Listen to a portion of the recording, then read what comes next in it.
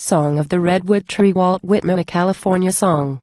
A prophecy and indirection, a thought impalpable, to breathe, as air.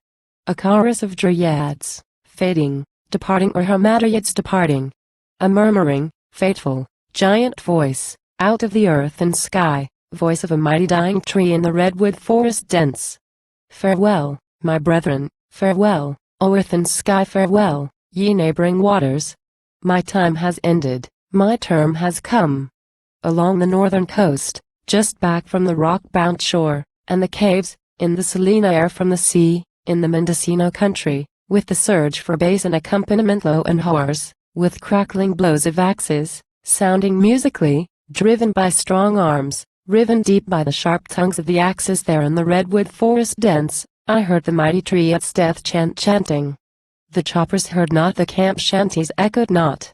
The quick-eared teamsters, and chain and jack-screw men, heard not, as the wood spirits came from their haunts of 1,000 years, to join the refrain. But in my soul I plainly heard, murmuring out of its myriad leaves, down from its lofty top, rising 200 feet high, out of its stalwart trunk and limbs, out of its foot-thick bark, that chant of the seasons and time chant, not of the past only, but the future. You untold life of me, and all ye venerable and innocent joys, perennial, hardy life of me, with joys, mid-rain, and many a summer sun, and the white snows, and night, and the wild winds. Oh, the great patient, rugged joys. My soul's strong joys, unwrecked by man. For know I bear the soul befitting me yet to have consciousness, identity, and all the rocks and mountains have in all the earth. Joys of the life befitting me and brothers mine, our time, our term has come. Nor yield we mournfully, majestic brothers, we who have grandly filled our time with nature's calm content, and tacit, huge delight, we welcome what we wrought for through the past, and leave the field for them. For them predicted long, for a superber race they too to grandly fill their time, for them we abdicate in them ourselves, ye forest kings. In them these skies and airs, these mountain peaks, Shasta Nevadas, these huge, precipitous cliffs, this amplitude, these valleys, grand Yosemite, to be in them absorbed, assimilated.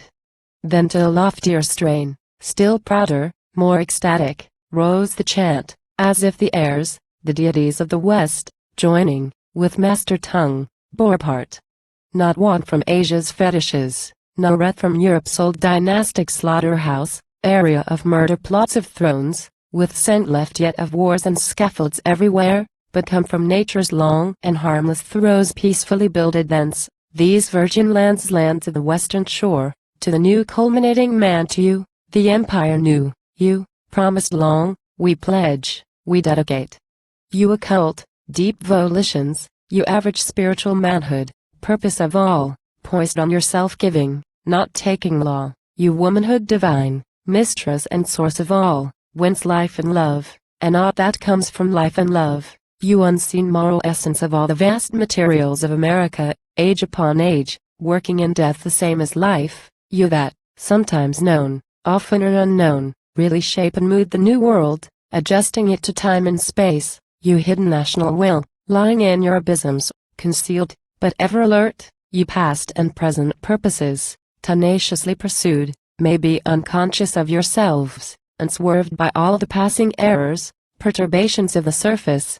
You vital, universal, deathless germs, beneath all creeds, arts, statutes, literatures, here build your homes for good, establish here these areas entire, lands of the western shore, we pledge, we dedicate to you. For man of your characteristic race, here may be hardy, sweet, gigantic, grow here tower, proportionate to nature, here climb the vast, pure spaces, unconfined, unchecked by wall or roof. Here laugh with storm or sun, here joy, here patiently endure, here heat himself, unfold himself, not others' formulas heed, here fill his time, to duly fall, to aid, unwrecked at last, to disappear, to serve. Thus, on the northern coast, in the echo of teamsters' calls, and the clinking chains, and the music of choppers' axes, the falling trunk and limbs, the crash, the muffled shriek, the groan, such words combined from the redwood tree as of wood spirits' voices ecstatic, ancient and rustling, the century-lasting, unseen dryads, singing, withdrawing, all the recesses of forests and mountains leaving, from the Cascade Range to the Wasatch or Idaho far, or Utah, to the deities of the modern henceforth yielding, the cores and indications, the vistas of coming humanity, the settlements, features all, in the Mendocino woods I caught. The flashing and golden pageant of California. The sudden and gorgeous drama, the sunny and ample lands. The long and varied stretch from Puget Sound to Colorado south. Lands bathed in sweeter, rarer, healthier air, valleys and mountain cliffs. The fields of nature long prepared and fallow, the silent, cyclic chemistry. The slow and steady ages plodding the unoccupied surface, ripening the rich hours forming beneath. At last the new arriving, assuming, taking possession, a swarming and busy race settling and organizing everywhere. Ships coming in from the whole round world, and going out to the whole world, to India and China and Australia, and the 1,000-island paradises of the Pacific. Populous cities, the latest inventions, the steamers on the rivers, the railroads with many a thrifty farm, with machinery, and wool, and wheat, and the grape and diggings of yellow gold. But more new than these, lands of the western shore. These but the means, the implements, the standing ground, I see in you, certain to come, the promise of thousands of years, till now deferred, promised, to be fulfilled, our common kind, the race. The new society at last, proportionate to nature, in man of you, more than your mountain peaks, or stalwart trees imperial, in woman more, far more, than all your gold, or vines, or even vital air. Fresh come, to a new world indeed, yet long prepared, I see the genius of the modern, child of the real and ideal, clearing the ground for broad humanity, the true America, heir of the past so grand, to build a grander future.